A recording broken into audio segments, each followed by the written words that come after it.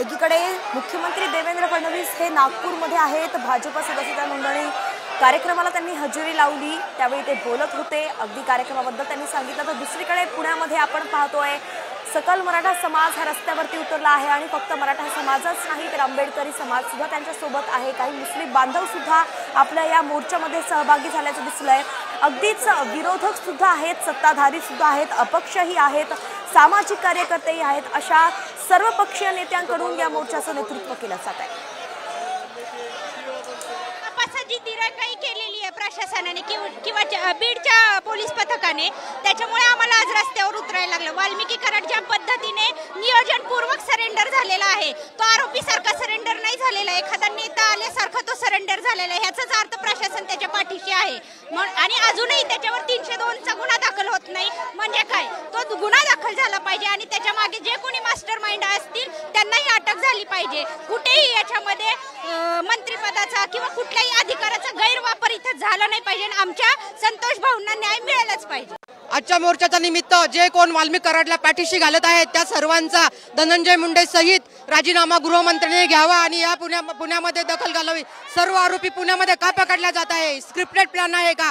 आरोपींना 302 कलम लागले पाहिजे, त्यांना पाठीशी घालायचं, सुखसोयी द्यायच्या, त्यांचे काही सबूत मिटवल्या जात आहे का? नागरिकाच्या मनात शंका आहे। एक समाज कायम रस्त्यावर का उतरतो आहे? त्या समाजाला कायम रस्त्यावर का ठेवल्या जात आहे? हे सर्व ठरवून गेल्या जात आहे का?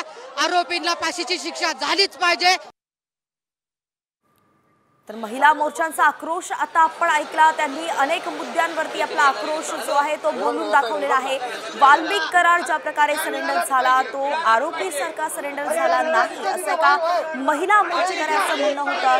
शिवाय त्यांनी कुणालाही शिक्षा करताना आरोपी म्हणून ठरवताना मंत्रिपदाचा किंवा कुठल्याही गोष्टीचं आपण पाहतोय तिथे मंत्रिपदाचाही विचार करू नये असं त्यांनी म्हटलं आहे। एकंदरीतच धनंजय मुंडे यांच्यावरती निशाणा साधण्यात आलेला आहे। शासनानं सगळ्या आरोपींना लवकरात लवकर शिक्षा द्यावी, कडक कारवाई करावी असंच मोर्चेकऱ्यांचं म्हणणं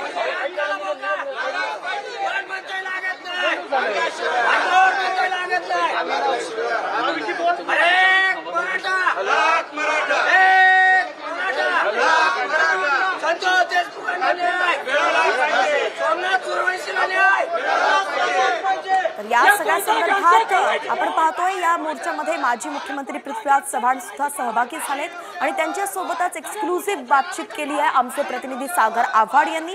पाहूयात नेमकं पृथ्वीराज चव्हाण काय म्हणाले।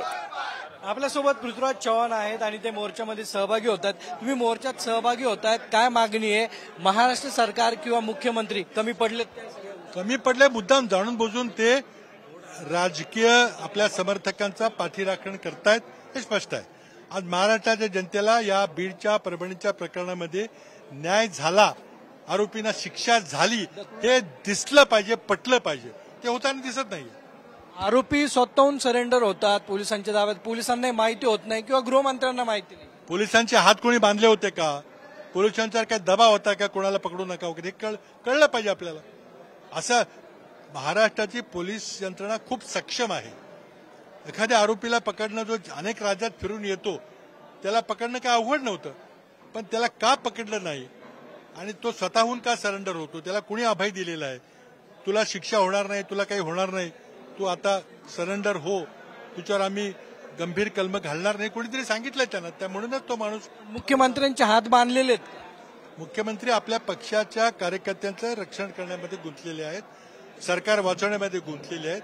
त्याला महाराष्ट्राच्या जनतेच्या सुखदुःखाचं काही घेणं देणं नाही। धनंजय मुंडेच्या राजीनाम्याची मागणी होती, ती आता राजकीय मागणी करतात कार्यकर्ते, करू दे। पण मुख्यमंत्र्यांनी राजीनामा घ्यावा। तो मुख्यमंत्र्यांचा प्रश्न आहे। दोषींना शिक्षा झाली पाहिजे एवढीच आमची मागणी। दोषींना वाचवण्याचा प्रयत्न जो आहे तो वेळोवेळी करण्यात आलेला आपल्याला दिसतोय, आताही तो होतोय का? आणि या प्रकरणात काय होईल? जर शिक्षा झाली नाही, योग्य ती कलम लावली नाहीत तर निश्चितच काही लोकांना वाचवण्याचा प्रयत्न होतोय। या प्रकरणात काय होईल वाटतं तुम्हाला? नक्की आपण जर बघितलं तर पृथ्वीराज चव्हाण होते आणि ते मोर्चामध्ये सहभागी झालेले आहेत। कॅमेरामॅन सुमित भोसलेसह सागर आव्हाड, साम टीव्ही। करायचं काय?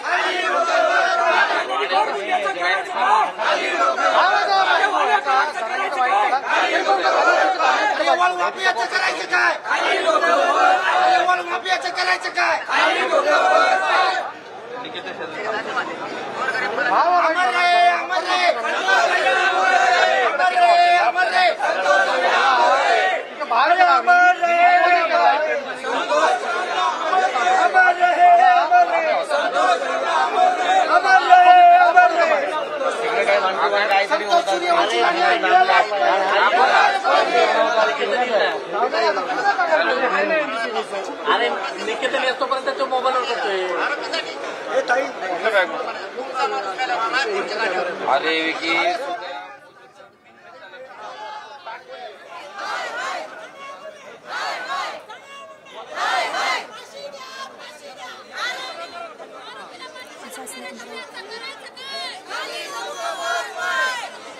तर पृथ्वीराज चव्हाण याच्यामध्ये सहभागी झाले. त्यांनी काय म्हटलं हे आपण ऐकलं. तर शिवसंग्रामच्या ज्योती मेटे सुद्धा या मोर्चामध्ये सहभागी झाल्या आहेत आणि यावेळी त्यांनी एक महत्त्वाचं विधान केलंय ते म्हणजे सगळे पदाधिकारी जे आहेत ते या ठिकाणी आपल्याला उपस्थित झालेलं पाहायला मिळतंय. प्रशांत जगताप माझ्यासोबत आहेत. दादा, काय मोठी संख्येने या ठिकाणी सगळे हा बघा, हा महाराष्ट्राचा आक्रोश आहे.